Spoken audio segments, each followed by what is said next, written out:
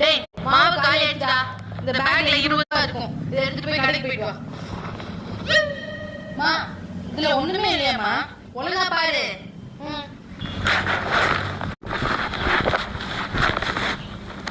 ஆமா இல்ல, யார் எடுத்தது? இதெல்லாம் வச்சிருந்தா எனக்கு நல்ல ஞாபகம் இருக்கு. யார் எடுத்தது?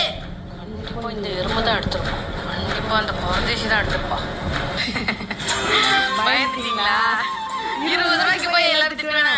அம்மா மழுப்புறாங்க, தூக்கி போட்டு மிதிக்க போறாங்க. இப்போ சின்ன வயசுல நான் எங்க அப்பா பேக்ல இருந்து 500 ரூபாய் திட்டிருக்கேன். அதுல 500 ரூபாய் ரொம்ப பெருசு. அப்பா எப்படியோ கண்டுபிடிச்சாரு.